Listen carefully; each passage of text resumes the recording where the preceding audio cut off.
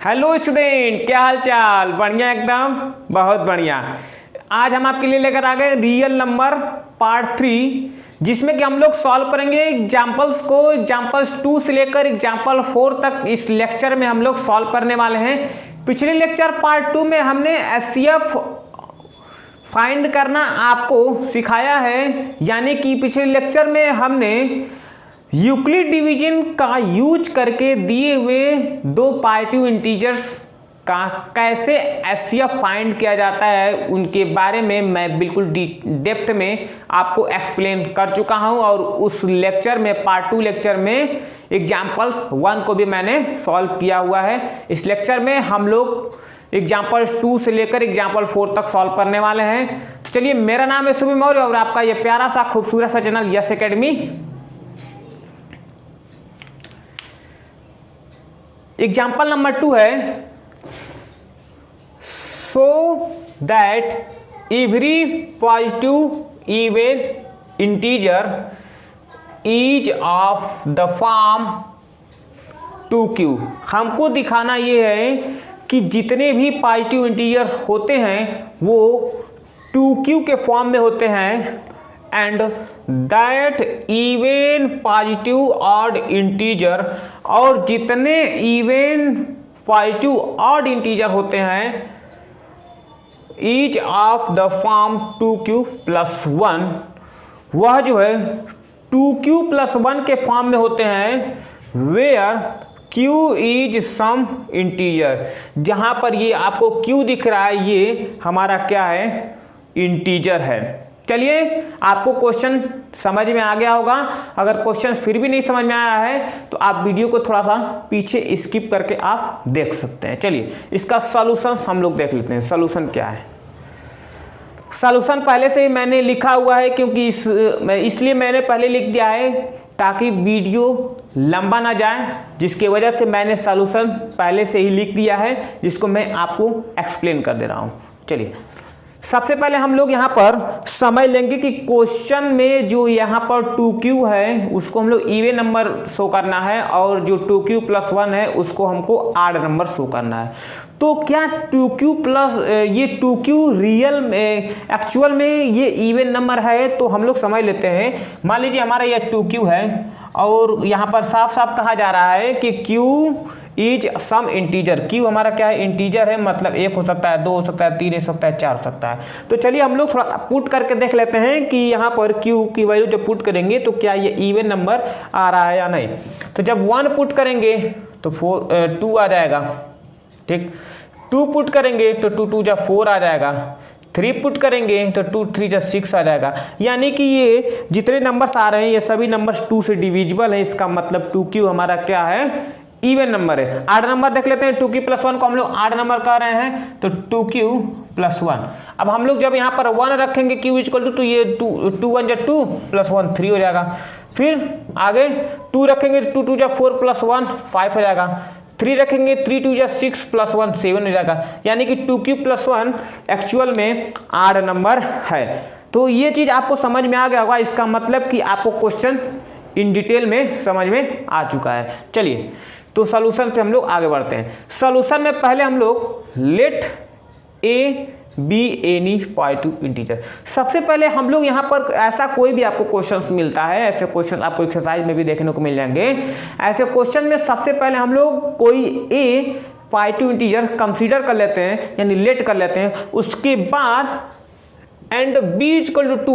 b क्या है, b आप देख सकते हैं यहाँ पर लिखा है, आपको दिख रहा है यहाँ पर 2 लिखा है और यहाँ पर भी 2 लिखा है। अगर यहाँ पर 4 रहता तो हम b इक्वल टू 4 लेते, और यहाँ पर 2 है तो हम लोग b इक्वल टू 2 ले रहे हैं। हर क्वेश्चन में यही होता है।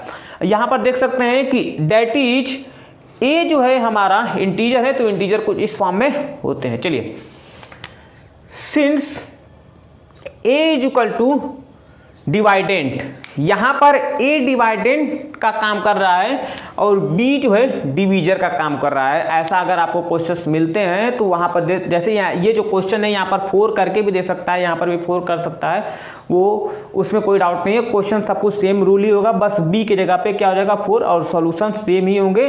बाकी आप लोग इसमें समझ सकते हैं, इसी के थ्रू क्वेश्चन वो भी क्वेश्चन लग जाएंगे अगर यहाँ पर 4 होगा तो। चलिए अब हम लोग यहाँ पर समझ लेते हैं कि यहाँ पर क्या करेंगे, हम लोग ए और बी के बीच में हम लोग यूक्लिड डिवीजन लेमा को अप्लाई करने वाले हैं, क्योंकि ए हमारा डिवाइडेंट है और बी हमारा डिवीजर है।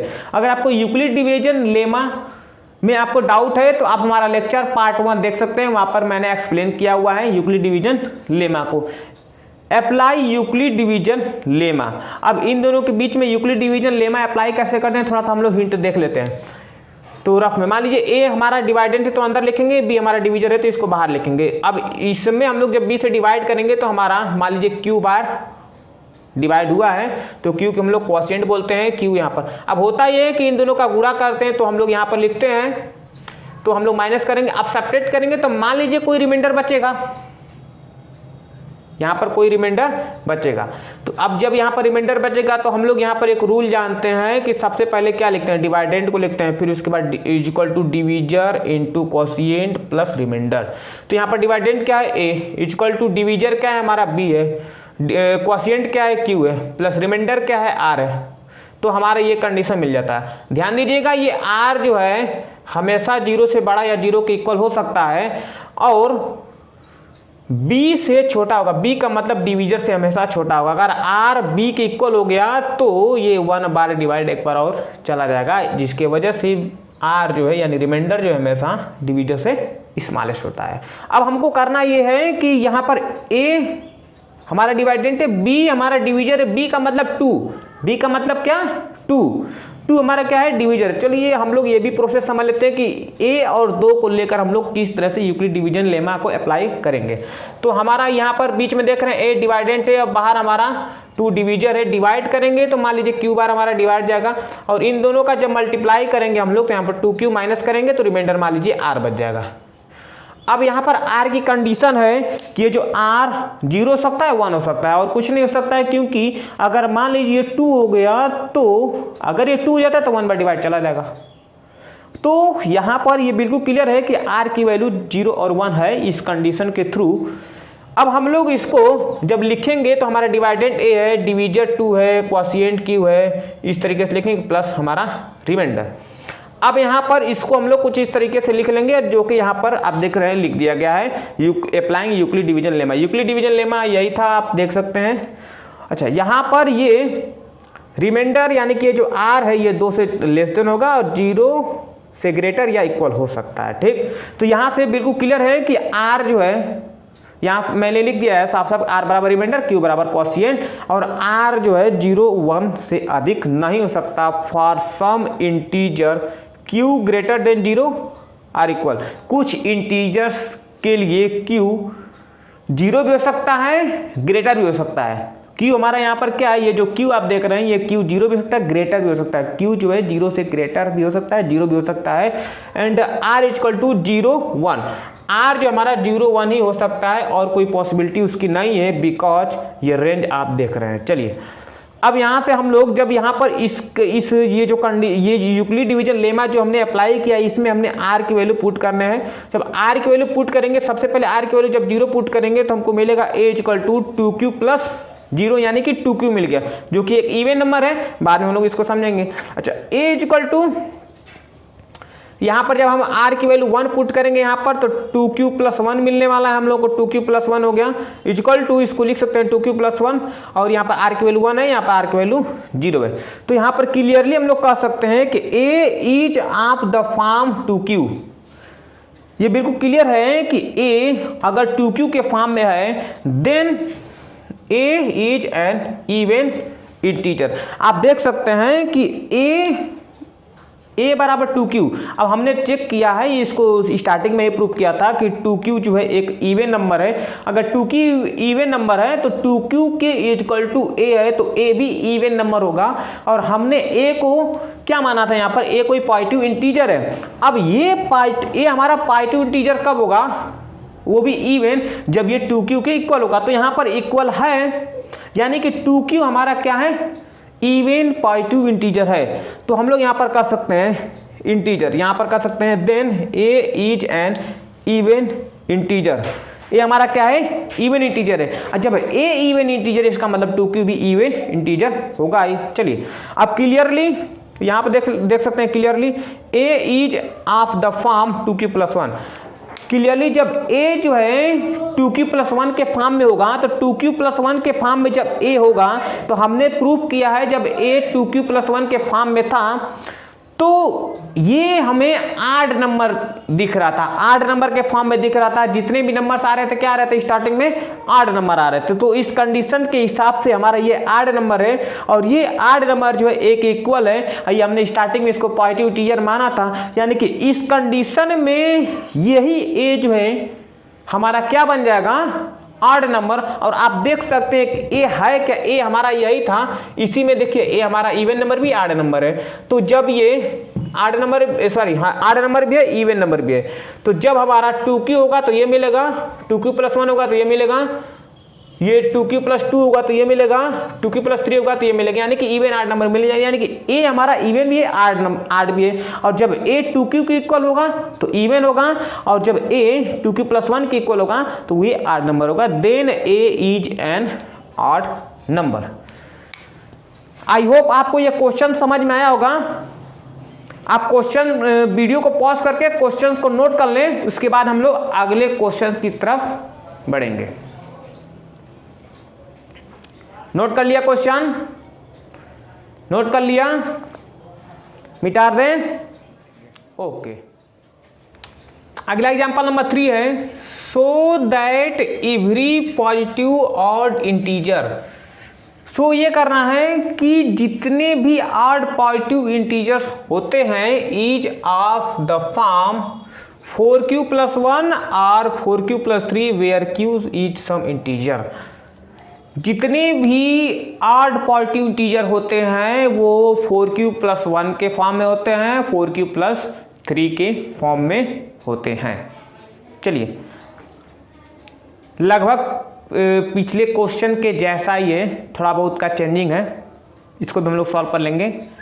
सबसे पहले हम लोग इसमें कंसीडर करेंगे कि ए कोई एनी पॉजिटिव इंटीजर है, यानी कि let a be any positive integer and b = 4। हमने आपसे पहले ही क्वेश्चंस में पिछले क्वेश्चन जब सॉल्व किया था वहाँ पर बोल दिया था कि ये जो बी आपको कंसीडर करना है क्वेश्चन को देखते हुए। पिछले क्वेश्चन में यहाँ पर 2 था, इस क्वेश्चन में 4 है तो हमने b = 4 माना। पिछले क्वेश्चन में 2 था तो हमने b = 2 माना था। हाँ, और आपको ये भी चीज़ ध्यान रखना होगा कि यहाँ पर जो b हम लोग मान रहे हैं ऐसे क्वेश्चन में वो हमारा डिवीजर होता है और जो a यहाँ पर मान रहे हैं हमारा क्या है, डिवाइडेंट है। तो अब हम लोग सिंपली यूक्लिड डिवीजन लेमा का यूज करेंगे, अप्लाइंग यूक्लिड डिवीजन लेमा।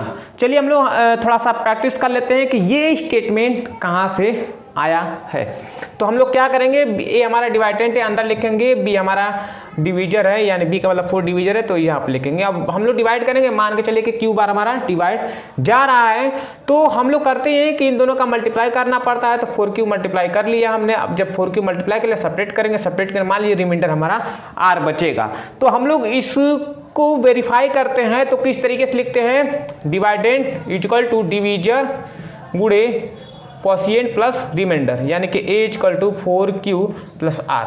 अब यहाँ पर ये a = 4q + r ये तो हम लोग को मिल चुका है, यही हमारा यूक्लिड डिवीजन एल्गोरिथम कहता है। यहाँ पर एक चीज़ हम लोग को समझना होगा कि ये जो r है ये 4 से अधिक नहीं हो सकता, हमेशा स्मॉलेस्ट ही होगा, क्योंकि रिमाइंडर कभी भी डिवीजर से ग्रेटर नहीं हो सकता, उससे छोटा ही होता है। हाँ, लेकिन 0 से बड़ा भी होता है रिमाइंडर, ये भी एक समझने वाली बात है।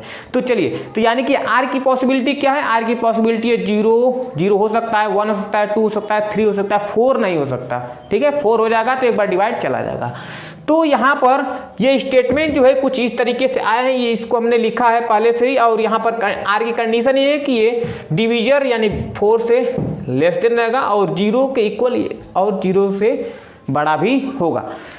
द पॉसिबल रिमाइंडर, पॉसिबल जो रिमाइंडर होगा यानी कि आर की वैल्यू जो पॉसिबल होगी वो 0 1 2 3। अब यहाँ पर ई आर की वैल्यू को जब हम लोग पुट करेंगे तो हम लोग को क्या मिलने वाला है, that is a can be as equal to, जब यहाँ पर 0 पुट करेंगे तो एज इक्वल टू, जब इसको 0 पुट करेंगे 4q plus 0 is equal to 4q, 1 put करेंगे तो is equal to 4q plus 1, 2 put करेंगे is equal to 4q plus 2, 3 put करेंगे तो is equal to 4q plus 3। अब हम लोग यहाँ से समझेंगे कि हमारा q क्या है, क्वोशिएंट है, तो यहाँ पर लिख दिया गया वेयर q इज क्वोशिएंट। अब हम लोग समझेंगे कि यहाँ पर 4q क्या है, 4q तो इवन नंबर है, आप समझ सकते हैं 4q, अगर q को 1 रखा जाए तो 4, क्योंकि q क्या है, इंटीजर है, तो 1 रखेंगे, तो जब 1 रखेंगे q को तो 4 मिलेगा, 2 रखेंगे तो 4 2 8 मिलेगा, 3 रखेंगे तो हम लोगों को 12 मिलेगा, तो इस तरीके से मिलेंगे। उसके बाद हम लोग as equal to 4q plus 2, 4q plus 2 को इसको चेक कर लेते हैं, जब इसको 1 पुट करेंगे तो 4 1 4 2 6 मिलेगा, 2 पुट करेंगे 4 2 8 प्लस 2 10 मिलेगा। तो इस तरीके से ये भी पॉजिटिव, ये पॉजिटिव, ये पॉजिटिव, पॉजिटिव सॉरी पॉजिटिव तो है ही लेकिन इवन हो जाएगा, ये दोनों क्या हो जाएंगे, इवन इंटीजर्स हो जाएंगे। तो बचे क्या, ये दोनों बच गए। अब ये दोनों हमारा क्या है, ऑड इंटीजर्स है, जिसको कि हम लोगों को शो करना था कि 4q प्लस 1 और 4q प्लस 3 हमारा क्या है, ऑड इंटीजर है, तो ये हमारा ऑड इंटीजर मिल चुका है और ये ए के इक्वल है। अब देखिए ए इवन भी है, ए ऑड भी है, तो सिंपल सी बात है कि ए हमारा इंटीजर है और इंटीजर कुछ इस फॉर्म में होता है, माइनस भी होता है, प्लस भी होता है, सब कुछ होता है, यहाँ पर फ्रैक्शन में नहीं होता है। चलिए, तो a बराबर यहाँ पर हम लोग देख रहे हैं कि a हमारा यहाँ पर इवन मिल गया, सॉरी ऑड मिल गया, इवन मिल गया, ऑड मिल गया, इवन हो गया, तो a इवन ऑड हो सकता है। यहाँ पर a 4q के फॉर्म का होगा तो इवन होगा, 4q प्लस 1 के फॉर्म का होगा तो a ऑड हो जाएगा, 4q प्लस 2 के फॉर्म का होगा तो फिर इवन हो जाएगा, 4q प्लस 3 के फॉर्म का हो जाएगा तो ये ऑड हो जाएगा। तो बिल्कुल क्लियर है। हाउएवर जबकि a इज ऑड, ए हमारा ऑड है, कैन नॉट बी 4q और 4q प्लस 2। हमको दिखाना ये है कि हमारा ये जो है ऑड नंबर है, तो यहाँ पर बिल्कुल क्लियर है कि ए अगर हमारा ऑड है तो इसको हम लोग नहीं कह सकते कि ये 4q प्लस या 4q या 4q प्लस 2 के फॉर्म का हो सकता है। यहाँ पर लिखा गया हाउएवर जबकि a is odd, can odd है, कैन नॉट बी 4q और 4q plus 2 because they are both divisible by 2। ये दोनों 2 से डिवाइड हो सकते हैं, आप यहाँ पर देख सकते हैं। Therefore any odd integer is of the form 4q plus 1 और 4q प्लस 3। यह हमारा प्रूफ होता है, हमने दिखाया।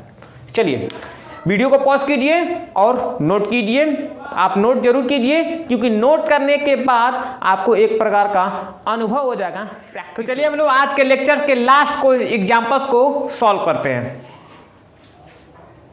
ध्यान सुनिएगा, सबसे पहले क्वेश्चन को हम लोग अच्छे तरीके से समझना है, उसके बाद सॉल्यूशंस को समझना है।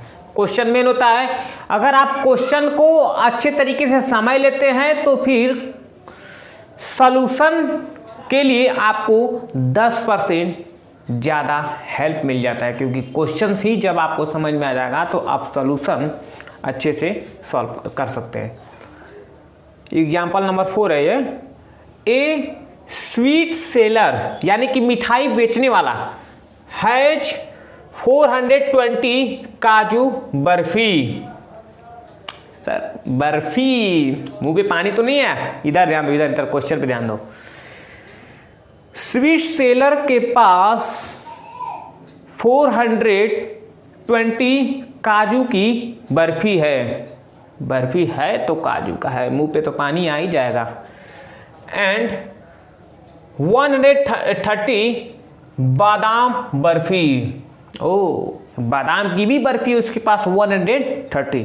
ध्यान सुने, सी वांट स्टॉक देन इन सच ए वे, वह इस तरीके से स्टॉक बनाना चाहता है दैट ईच स्टॉक, की प्रत्येक स्टॉक में हैज द सेम नंबर जितने भी स्टॉक उसके बनेंगे उसमें सेम नंबर, मतलब कि जो काजू की बर्फी है और बादाम की बर्फी है वो सेम सेम हो।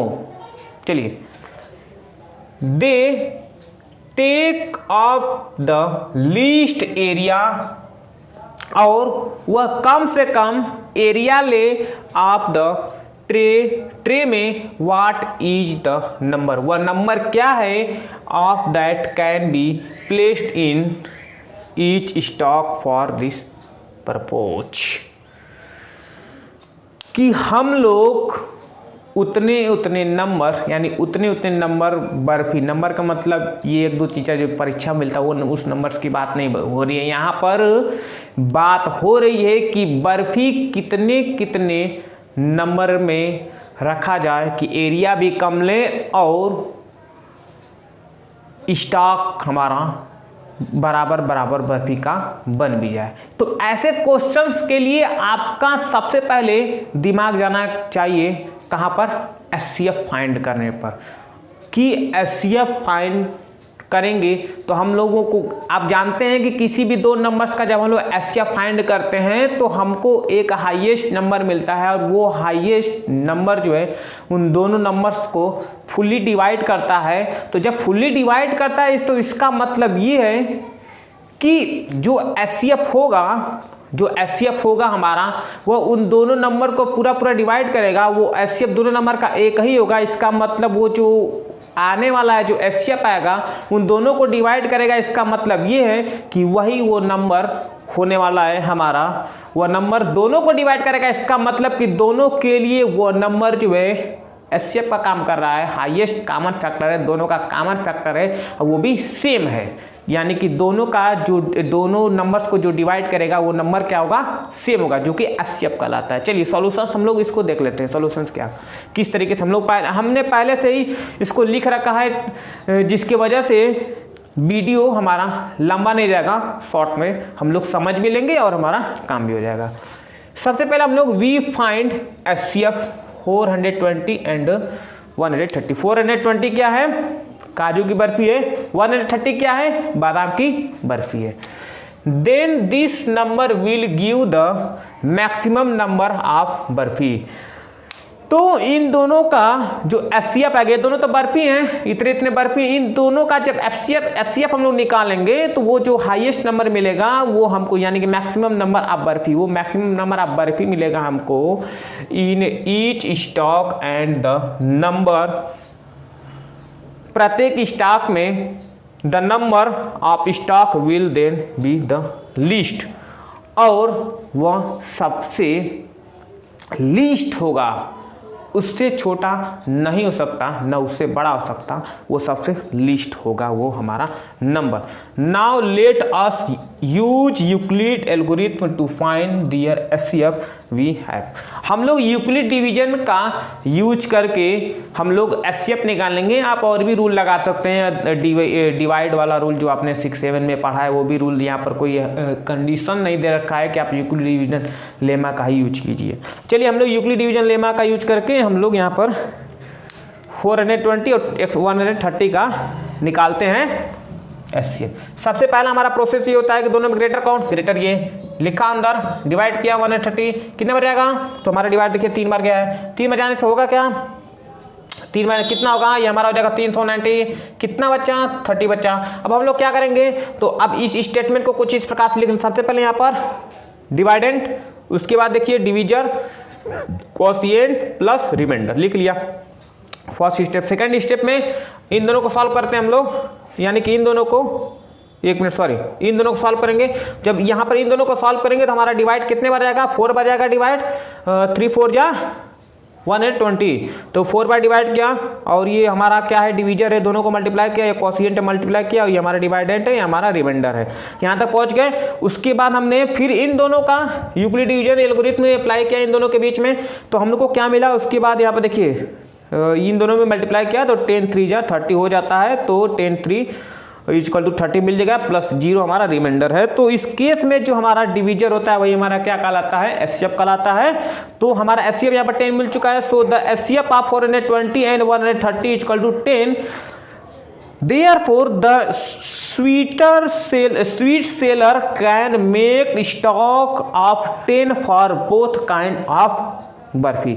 दोनों प्रकार के बर्फी का जो स्टॉक बनाएगा वो 10 नंबर का बनाएगा, यानी 10 बर्फी को लेकर वो स्टॉक बनाने वाला है। अगर आपको यह क्वेश्चन नहीं समझ में आए तो वीडियो को फिर से थोड़ा सा पीछे करें, स्किप करें और उसके बाद आप फिर से रिपीट कर सकते हैं, इस क्वेश्चन को समझ सकते हैं। आई होप आपको ये लेक्चर समझ में आया होगा। अगर ये लेक्चर समझ में आया तो इस वीडियो को कर दीजिए एक लाइक। अगली वीडियो में हम आपके लिए लेकर आएंगे एक्सरसाइज 1.1, यानी कि इस लेक्चर का अगला पार्ट जो कि होने वाला है पार्ट 4। तो पढ़ाई करते रहिए। All the very best.